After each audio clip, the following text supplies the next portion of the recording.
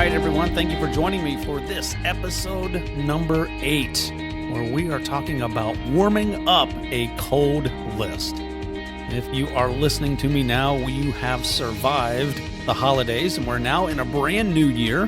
Really thankful that you joined me as we walk through the step-by-step pieces of how you can take your message to just one more person. And again, my name is Jason Owens. I really appreciate you joining me here today. And as we move forward here, talking about this episode of warming up a cold list, let me go ahead and frame this here, just a couple pieces here that you're going to want to check out. This would be really helpful if you also take a look at the show notes for this, because I have a fair amount of screen captures in there and have a couple tables thrown in and even have a couple goodies in there on that list for you. So go ahead into the show notes. So go to Jason, middle initial R, last name Owens.com, jasonrowens.com / and then the number 8. So that's where you will find the show notes for this episode, and that should forward you over to a page that says how to warm up a cold list. Now, I usually don't get a lot of these requests, but I tell you what, this one was a little off center from the normal work that I usually do. A friend of mine approached me and said, "Hey, listen, I have this list. It's a totally legit list. All these people have opted in." And he explained to me the situation where he works for a parent company, let's say, and this parent company did a coast-to-coast campaign, and they ended up divvying up all the leads amongst all the different regions. So inside the region where he's located, he has a list. Again, this is everything above board.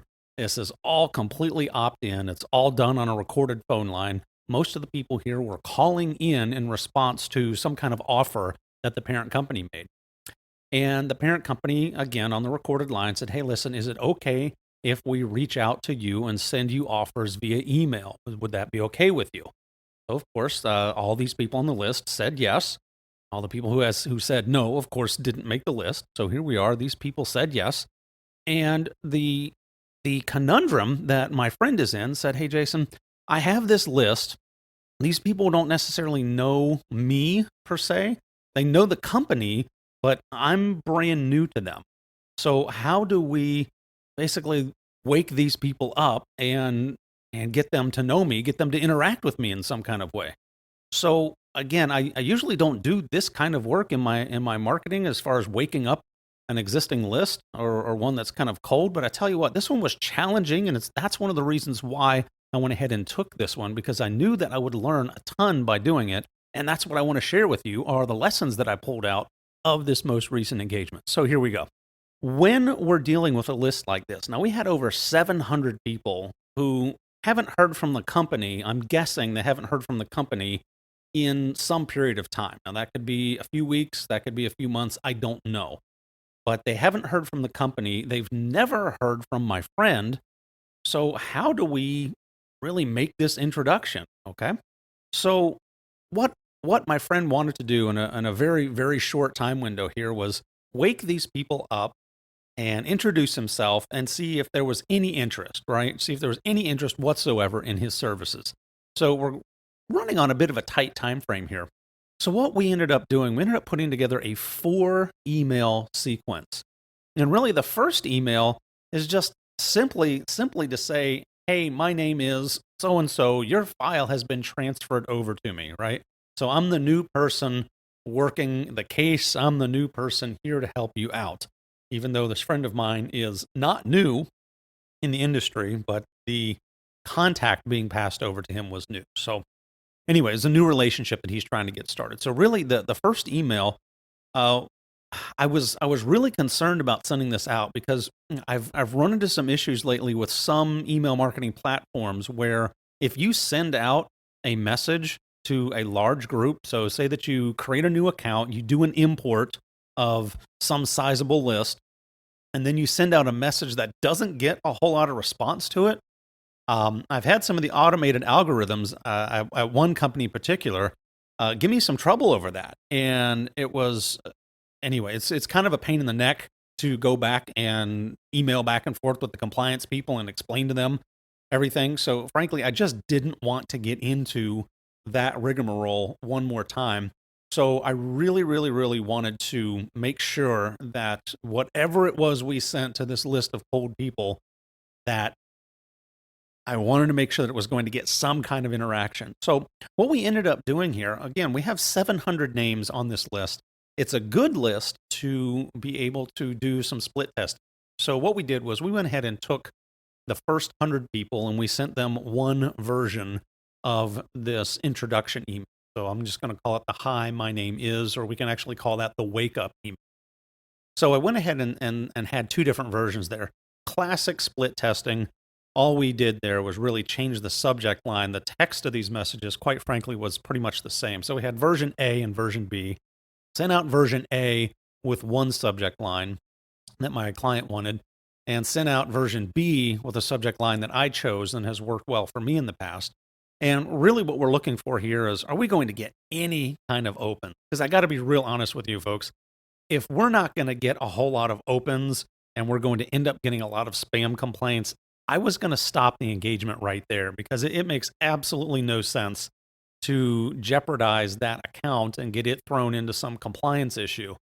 So anyway, we were really, really, really looking forward to seeing just what kind of response we were going to get.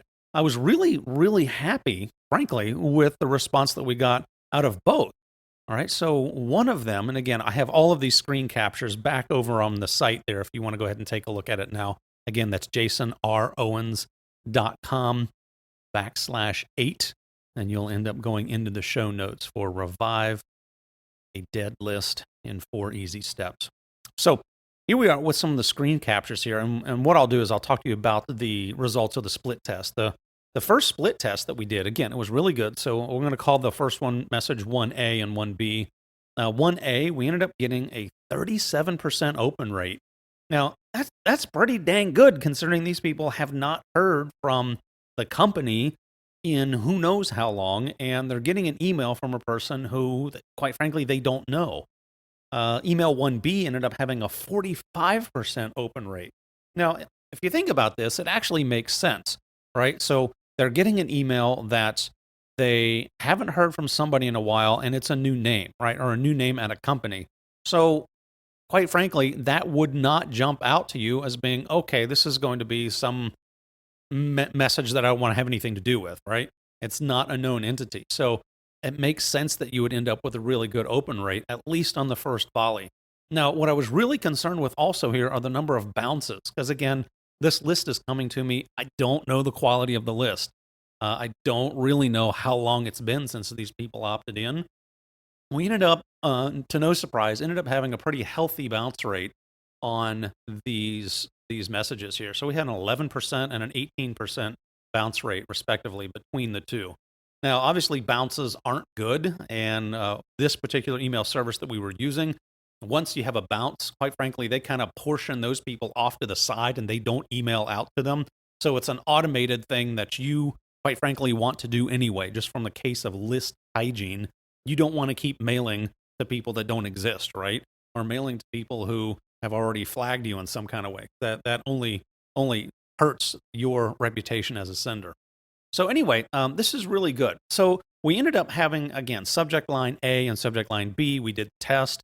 And all right, so what kind of open rates did we get? We already discussed that. Now the next question is, so what do you do with the other 500 and some people? Well, we obviously chose the winner between the A-B split test, and we went ahead and sent that out. So we were really happy with that first kind of wake up, hey, get to know me a little bit email.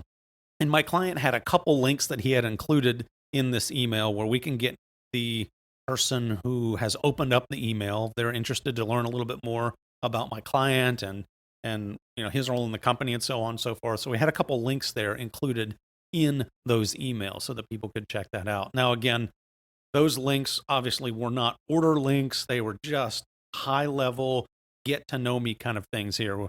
We're not striving for a deep, deep, deep relationship, of course, on this first email. All we're trying to do, in my opinion, is just get some people to open the messages.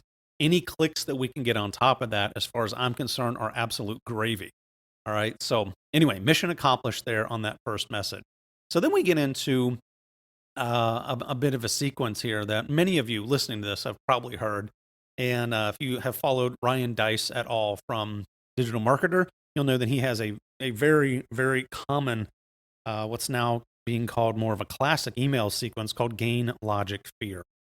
And those are just descriptions of the sales psychology that's happening in these three emails. So the gain email is really meant for people who are really looking to go get ahead, right? So the gain email talks all about that. Here's how you're going to get ahead by using our product. The logic email is more applying to those people who are looking for that linear kind of progression. These are the people who take their notes on graph paper, right? They want a really good reason why to buy stuff. So we're talking a little bit more about logic here. And then the last email is more of the fear sequence. And simply what that means is, hey, if you don't get this deal now, it's going away, right? So again, a pretty good triplet there as far as email marketing is concerned. So let me talk to you a little bit more about my rationale for what I'm trying to accomplish in this three email sequence. So to be very clear, this is a very short-term engagement with my friend. We're really trying to see, look, is there any life in this list at all? Or is this list, frankly, not worth the time? So really what we're doing in this set of emails, we're not looking at driving some massive, huge launch. We're not doing video marketing. We're not doing any kind of retargeting through Facebook ads or any of that stuff. This is literally just now a series of three emails. And hey, can we get anybody to either A, pick up the phone and say, yeah, I'm interested in that offer, or B, can we get them to just hit reply and say, hey, tell me more about what you've got going on? Okay. That's it. Again, we're not pushing anyone to sales pages and we're not writing copy. It's just really the simplest of execution here. Can we get somebody to respond and say, yeah, tell me a little bit more about what you're offering? So that's that. Now, again, really what I'm concerned with now on this list is, do people remember opting in, right? Because if you're on the phone with somebody at a support center, or you're on the phone, or maybe you're responding to some kind of an ad, you've at least called into a company and somebody says, hey, can I put you on our list? You're probably going to say, yeah, okay, go ahead and put me on the list. And then quite frankly, you're probably going to forget about that before you even hang up the phone, right? So whether it's a week down the line or 3 weeks down the line, you're going to get this email or a newsletter or something, and you're going to say, huh? Who are these people? Now, again, that is a really good recipe for getting spam complaints. And for my client's sake and for my sake as well, I do not want a whole bunch of spam complaints here, right? So really, I'm highly concerned about that as we move into this next series of the three emails. So anyway, it's all good. So we went ahead and sent out the gain email. Now, again, most people would say, well, Jason, aren't you really looking for clicks here as well? Well, I am to a degree. And yes, overall, if we had maybe a little bit more time and maybe a little different product, and sure, I would love to drive more clicks over to a website, even more clicks over to an actual product offer that had some good copy on it. Again, just due to time constraints here, we didn't really have that luxury. So as far as I'm concerned, if we can get people opening and hitting the reply button, we are good. All right. And of course, if we can minimize complaints, we are good. So here we are. We went ahead and sent out the gain email. And by the way, if you are interested in exactly what the text is that I say in these emails, I am more than happy to provide that to you. Just jump over there to the show notes. Again, jasonrowens.com/ then the number 8. That will take you into the show notes. You'll find a spot where you can opt in to go ahead and get that entire template. I went ahead and templated all 4 of these emails. You'll get the exact text that I used in this campaign. And you can also wake up a cold list, maybe that you have. So anyway, it's all good. So here we go. We go through the gain email and send it out. And we did this on a Monday. Again, classic gain logic fair. We did a Monday, Wednesday, Friday routine. So here we are with the gain email. Now, again, this is going out to a total of 500, almost 600 people here. All right. So through the attrition that we had, so we started off with 712. We had a lot of bounces, a couple unsubscribes. I really would have expected a lot more unsubscribes there in those first 3 emails that we had sent out, the A/B split test and then finishing that wake up series. We ended up losing a little over 100 people. Started out at 712, and I think here's the number. We're down to 596. So this email now, the gain email, goes out to 596 people. Now, here is the important part about what happens from this part on. Typically, in a gain logic fear email sequence, you only want to send this to people who've already raised their hands, right? Well, in this first wake up email, we just didn't have the luxury of getting a lot of people to raise their hands. We had a lot of opens, um, but we didn't have the luxury of a lot of people raising their hands saying, "Hey, tell me more about your stuff." Again, we're on a pretty compressed timeline, and I didn't want to try to accomplish too much in that first email. Here we are in the gain email. This email is where I'm looking for people to raise their hand, right? I'm looking for people to say, "Hey, are you interested in knowing at least a little bit more about what this offer is?" So the next two emails, the logic email and the fear email, those two are only going to be sent to people who have opened this message, all right, this gain. So we ended up having a 26% open rate on this message. Very few bounced. I was very, very happy with that. Our bounce rate went from, that first series of emails, I think our bounce rate was around that 17%. Well, now here we are with a bounce rate down to about a little over 2%. All right. So again, still maybe a scooch high, but now we're starting to separate the wheat from the chaff. To at least have emails now that we believe are known good emails. And more importantly here, or most importantly to me on this one, is that we had zero people complain. Absolutely zero spam complaints on this whatsoever. Only had 2 people unsubscribe. Okay, so this is good. So what this leaves us with now are 157 people who have at least opened up now multiple emails from. They've at least seen the open from the split test, and now they've opened up this gain email. So now my client's name has been in their inbox at least 2 other times. He is not a complete stranger to them anymore, and I feel pretty good now about warming up these contacts, or I feel that they're getting warmed up, and we're going to now start to see some kind of responses coming back. I'm expecting more responses now as we go into the logic and the fear email. So we take those 150 or so contacts who opened up the message last time, and these are the ones that are going to get the logic email and the fear email. When we send out this logic email, we ended up getting a 75% open rate. All right, that is astounding. So we had 113 people open that email.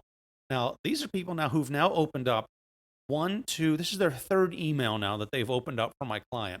And on this logic email, this is where my client received his first response. Now, keep in mind what we're looking for here. We're not looking for someone to click through to a sales page. Honest to goodness, all we're wanting people to do is just hit the reply button or pick up the phone and call my client. So we ended up getting one person who ended up hitting the reply button and says, "Hey, I'm over on the other side of town. I would love to hear more about your offer." All right, so great. This is now doing exactly what we wanted it to do, in that it is waking up this list of people. We're now starting to see some of the interaction and responses, and we're getting people to say, "Yeah, call me." Okay, beautiful, beautiful, beautiful. This is what I love about email marketing. Here we are now moving into the very last email. So again, that's the fear email. And again, the verbiage of that simply is more to the point of, "Hey, listen, the deal's going away." So we couch this whole thing as if it is a beginning of the year deal. It's the new year deal, right? So jump on the train first week of January. You're going to get all kinds of offers and bonuses, and so that's how we stacked it up. And now we're moving towards the last part of the week here. If you want on the train, you better jump on it now. Okay, so that's the fear email. Again, more classic sales psychology. So again, we're sending this out to only the people who have opened up that email, the email number 1, the gain email. So again, this goes out to almost 150 people. We had a 55, little over almost 56% open rate on that. And no complaints on this email, on the fear email. I was, again, very happy and very surprised that we had so few spam complaints on this. And now what I love about this, as far as improving the list quality, now we're all the way down to a 0% bounce rate. Okay, this is phenomenal. All right. So now from this fear email, we had yet one more person respond back saying, hey, I want to learn more about what you have to offer. In fact, over on the show notes, I even put a screen capture. I've, of course, sanitized everything here to take out everyone's last names and email addresses and all that. So anyway, it's all good.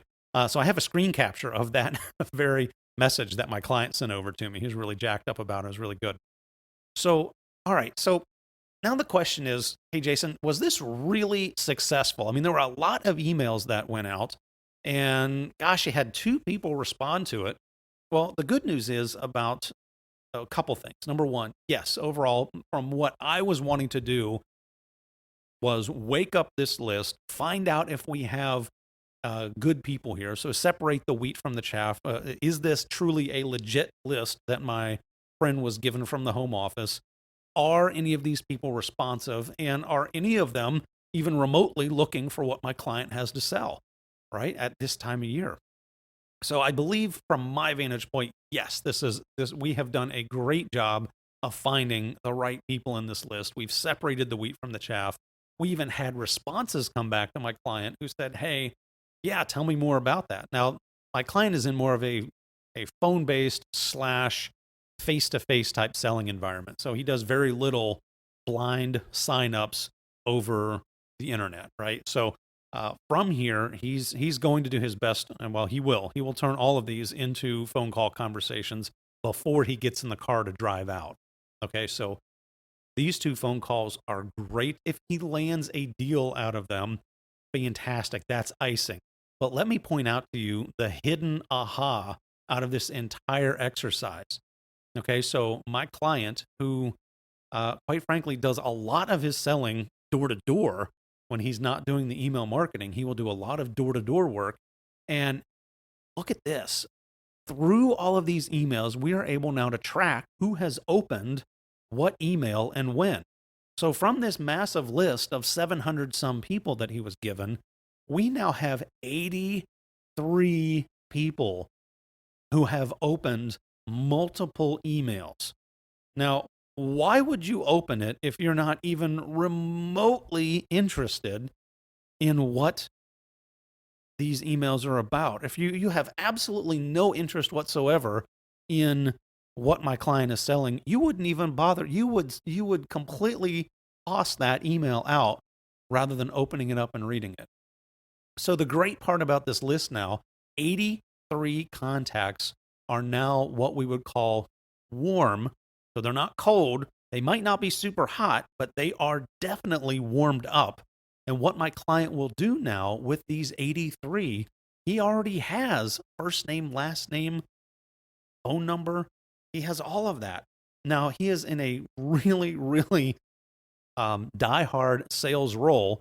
So I know that my friend over the course of the next 5 to 7 business days is going to pick up the phone and call all 83 of these people who are now warm on his list. That is awesome. I know that my client's going to end up closing deals off of that. I absolutely know he's going to close deals off of that. So this is all good. This is great stuff. And this is what I love about email marketing is it is so flexible and so versatile. And yes, you certainly can go for the long game. You can go for the relationship building, and you can do that. And email marketing is so powerful for building long-term relationships. But I tell you what, you can also use email marketing to move some money through the pipeline in a pretty quick hurry. And it's great. You just have to position it right. You just have to approach it correctly. And frankly, you just have to be upfront with people. So it's all good. Again, go over to the show notes. We have all kinds of stats for you, all kinds of screen captures, and I would love to hear your comments on this. And certainly, if you are downloading my podcast from iTunes, I would love for you to jump out to iTunes, give me a review, whether it's a thumbs up, a thumbs down, or a thumbs sideways. I would still love to get a review from you and would love to hear your thoughts. So everyone, again, thanks so much for listening. I appreciate you being here for this audio case study, and stay tuned for our next episode where I'm really, really looking forward to bringing you even more great content for you about how you can take your message to one more person. Thanks, everyone. Take care. Bye-bye.